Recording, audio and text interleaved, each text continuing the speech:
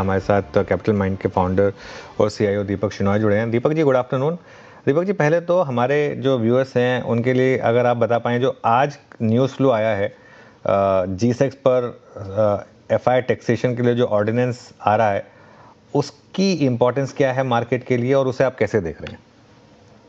अनुज जी, actually ये मैं एक तरह का हिस्टोरिकल और या फिर ज्योग्राफिकल काइंड ऑफ लेसन है। यहाँ पे इंडिया और दूसरे देशों से अलग है जिस तरह से वो अपने फॉरेन इन्वेस्टर्स को टैक्स करती है। अगर आप जाके अमेरिका में अमेरिकन बॉन्ड खरीदते हो और उस पे अगर आपको कैपिटल गेन्स आप बनाते हो, आप $100 का $100 का खरीदते हो और $102 में आप बेच देते हो, तो जो $2 का जो कैपिटल गेन है, अमेरिका उसको टैक्स नहीं करती है।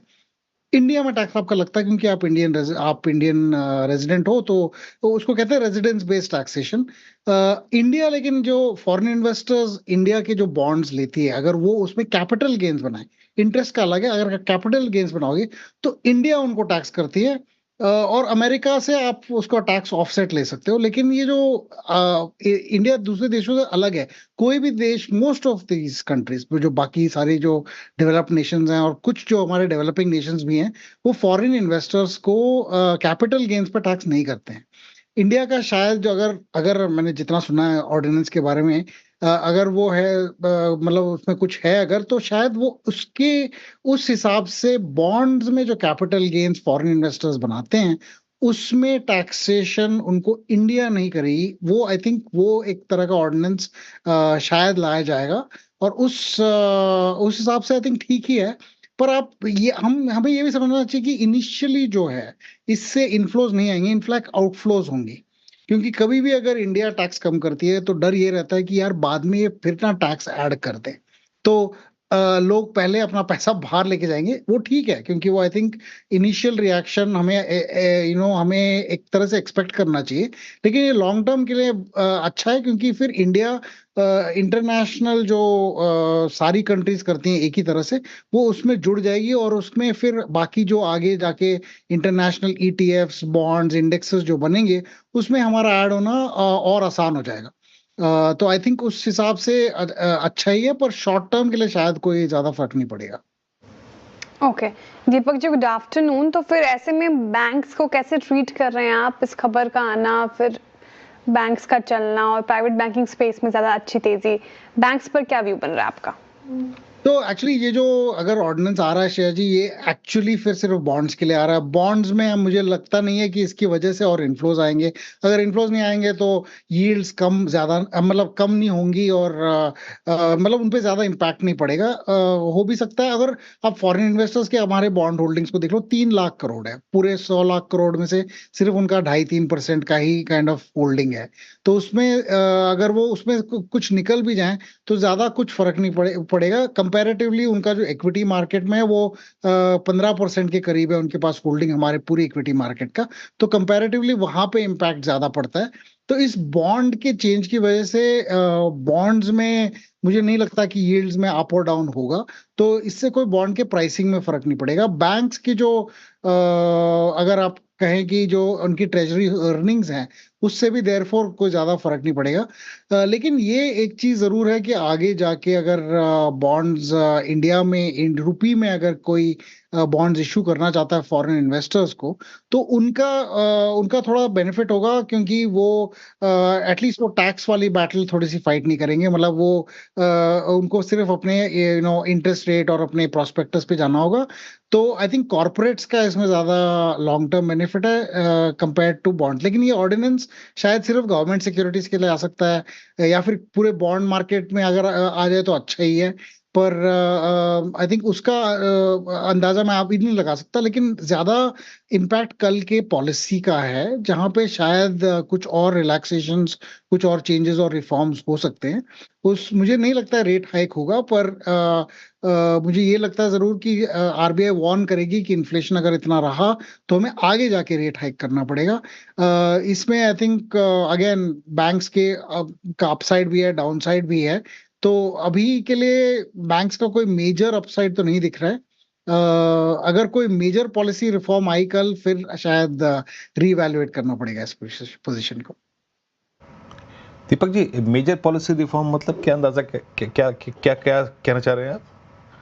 एक तरह से आई थिंक देखिए भाई, इतना जो फॉरेन इन्वेस्टर आउटफ्लो हुआ है, इसमें ये आरबीआई ने भी काफी अपने डॉलर्स बेचे हैं और उन्होंने अपने काफी स्वैप्स किए हैं, काफी चेंजेस किए हैं।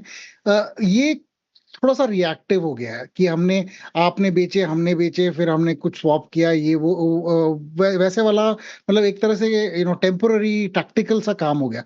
अगर स्ट्रेटेजिक नतीजे देखें तो आई थिंक टैक्सेशन में फिनमिन ने बात करी हुई है। आरबीआई ये भी कह सकता है कि आप अभी थोड़े से लिमिटेशन हैं कि आप ये वाले बॉन्ड्स खरीद सकते हो लेकिन ये वाले नहीं खरीद सकते।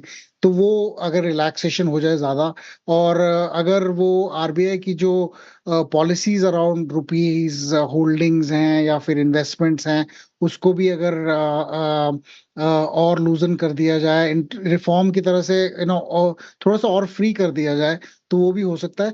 पर ये बहुत सारी चीजें सिर्फ स्पेक्युलेटिव है, हम बहुत सारी चीजें चाहते हैं लेकिन ये कभी होती नहीं है। मुझे तो मैं ये कहूंगा कि राइट नाउ रिफॉर्म इस तरह से होना चाहिए कि यार रुपी को और फ्री किया जाए, लॉन्ग टर्म कन्वर्टेबल किया जाए, क्योंकि ये नॉन कन्वर्टेबल होने के बावजूद हमारा अगर रुपी इतना गिर रहा है, तो हम क्यों डर रहे हैं कि रूबी कन्वर्टेबल ना हो जाए। ये वाली चीज अगर इस पे गौर किया जाए तो आई थिंक थोड़ा सा और बड़ा वाला रिफॉर्म भी आ सकता है। पर ये शायद मतलब मेरे एक्सपेक्टेशंस बहुत ज्यादा है, मैं हमेशा एक्सपेक्ट करता हूँ लेकिन कुछ होता नहीं है, तो इसलिए आई थिंक थोड़े से कम ही रखने चाहिए। कहेंगे थोड़ा सा फ्री करते जाओ तो शायद और ये हो जाए। तो दूसरी चीज, अगर आप स्विफ्ट को देखें, स्विफ्ट हमारा primary form of import mechanism है। लेकिन जो कंट्री स्विफ्ट के बाहर हैं, जैसे रशिया हुआ या फिर कुछ कोई और हुआ, और या जैसे कंट्रीज जैसे चाइना, जिनकी अलग सा प्रोटोकॉल है, स्विफ्ट का नहीं, उनका इंटरनल सिस्टम भी अलग है, उनको भी अगर एक तरह से इंक्लूड किया जाए कि हम सारे सिस्टम्स को में इंक्लूड हो जाएं, ताकि फिर हमारे एक्सपोर्टर्स को सिर्फ स्विफ्ट से ना पैसे भेजने पड़े या रिसीव करने पड़े, वो भी एक रिफॉर्म हो सकता है, छोटा सा रिफॉर्म बस। हम्म हम्म। दीपक जी कह रहे हैं कि मैंने बहुत सोचना बंद कर दिया है, बहुत ज़्यादा उम्मीद लगाना बंद कर दिया। ये आप ही का हाल नहीं है, हम सबका हाल है ना। हम भी इस बाजार के आदमी, दीपक जी, आजकल सबका सूरत हाल यही है।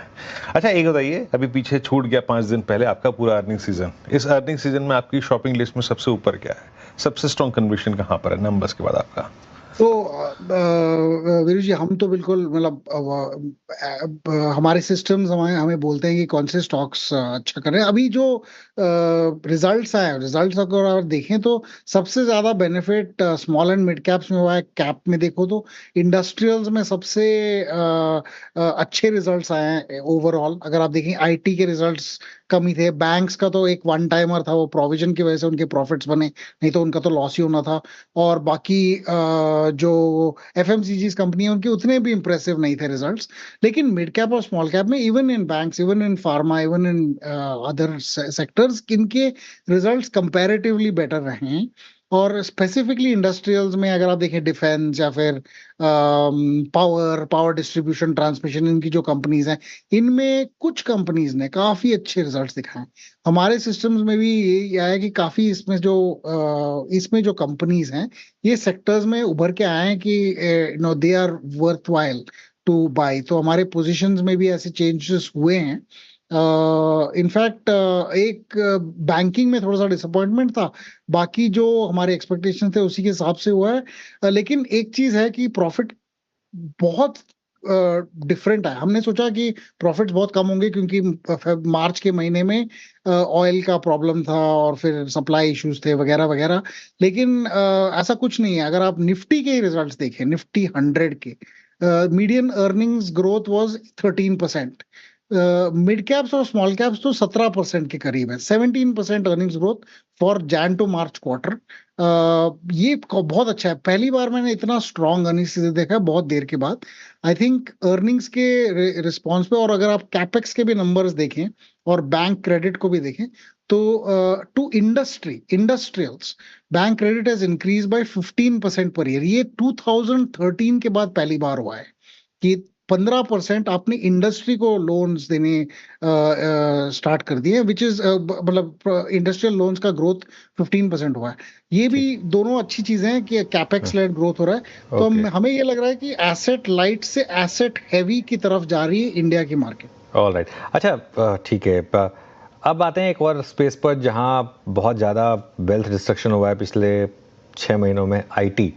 पिछले 3-4 दिन में एक रैली हुई, लेकिन कल जिस तरीके से वो पूरी स्वाहा हुई। अब लार्ज कैप आईटी पर आपका क्या व्यू है? अब इस तरह आई थिंक अभी क्या है कि एक चीज उनके कस्टमर्स भी अपने ज्यादा कॉन्ट्रैक्टिंग इंक्रीज नहीं कर रहे हैं, क्योंकि उनको पता नहीं है कि ये वॉर का इम्पैक्ट और बाकी जो आने वाले टैरिफ्स हैं, ये जो जो भी अनसर्टेनिटीज है उसकी वजह से उनका एक तरह से ऑर्डर ग्रोथ रुका हुआ है। दूसरी बात कि एआई का जो डाउनस्ट्रीम इम्पैक्ट अभी तक साफ नजर नहीं आया है। एक तरह से अगर उनको आगे बढ़ के एआई के ऑर्डर्स भी इनको देने हैं तो एक तरह I think that those are objects in discussion. अभी मुझे नहीं लगता कि इनकी ऑर्डर फ्लोज या फिर इनके अर्निंग्स में ज्यादा बेनिफिट होगा। रुपी के वीकनिंग से इनका रुपी रेवेन्यू बढ़ना चाहिए, लेकिन यूजुअली कॉन्ट्रैक्ट्स में लिखा होता है कि रुपी की वजह से अगर आपका बिलिंग ज्यादा हुआ तो इसका जो इफेक्टिव गेन है वो हम दोनों शेयर करेंगे, मतलब कस्टमर और आईटी कंपनी दोनों शेयर करेगी, तो उनका उतना फायदा नहीं होता रुपी के वीकनिंग से। दूसरी बात ये कि आईटी में अगर आपको मतलब एंट्री करना है तो ये शायद जो ओपन एआई, स्पेस एक्स और जो एंथ्रोपी की आईपीओज हैं उसके बाद ही थोड़ी सी क्लैरिटी आएगी एटलीस्ट पोजीशनिंग में। तो आई थिंक इस साल में मुझे ज्यादा एक्सपेक्टेशंस नहीं है लॉन्ग टर्म आईटी का। और उनकी परफॉर्मेंस भी मतलब मार्केट में, प्राइस में और अर्निंग्स में भी काफी वीक सी ही रही है। ये कंपनीज में बहुत कैश है, लेकिन ये जब तक ये वाला कैश वो इवेंचुअली एक्विजिशन या ग्रोथ में नहीं इन्वेस्ट करती हैं तब तक मुझे नहीं लगता कि इनको लाइक इनमें ज्यादा कोई स्कोप है। इस साल के एंड में जब हम कमेंट्री देखेंगे तो शायद मुझे लगता है नेक्स्ट ईयर से at least we can hope to get better commentary. थोड़ा इंतजार करना पड़ेगा आईटी स्पेस में एक रिकवरी को लेकर। लेकिन दीपक जी, ईवी स्टॉक्स पर क्या नजरिया बन रहा है आपका, जिस तरीके से सरकार लगातार पुश कर रही है इस पूरे ईवी स्पेस को? तो ईवी शेयर जी यही है कि अगर हम क्रूड का डिपेंडेंस थोड़ा सा कम कर दे तो शायद हमारा रुपये इतने स्ट्रेस में ना हो। क्रूड हम 120 बिलियन डॉलर के करीब इंपोर्ट करते हैं, तो इसमें से कोई अगर अगर बेनिफिट हुआ तो अच्छा है। दो चीजें कर सकते हैं आप, और क्रूड ऑयल ढूंढ सकते हैं डोमेस्टिकली, कहीं मिल जाता है तो ठीक है। वहाँ अभी अंडमान में कुछ मिला है तो वहाँ आई थिंक रिसर्च हो रही है। दूसरी बात, आप क्रूड जो मैक्सिमम पेट्रोल और डीजल के लिए यूज होता है, क्रूड और जनरेटर्स को आप चेंज कर दो, बैटरीज में लगा दो, ईवी में लगा दो, तो वो बेटर है। आई थिंक ये 5 साल से 10 साल का विजन है कि आगे बढ़ के ये होगा। अभी तो बहुत ही कम है ईवी। आई थिंक इसको इसको अगर और पॉलिसी या फिर सब्सिडीज या पीएलआई या ऐसे कुछ मैकेनिज्म से अगर इसको और इम्प्रूव किया जाए तो आगे जाके इनके फ्यूचर यहाँ फ्यूचर इनका अच्छा होगा मेरे हिसाब से। बट अभी इमीडिएटली कोई चेंज नहीं होगा 2026 में। ये 2030 या 2035 के टाइम फ्रेम में आई थिंक इसका इम्पैक्ट दिखेगा। ओके दीपक जी, बहुत बहुत शुक्रिया, आप इस आज बातचीत में शामिल हुए सभी सेक्टर्स पे और आपकी पसंद अर्निंग सीजन में क्या रही उस पर बातचीत करने के लिए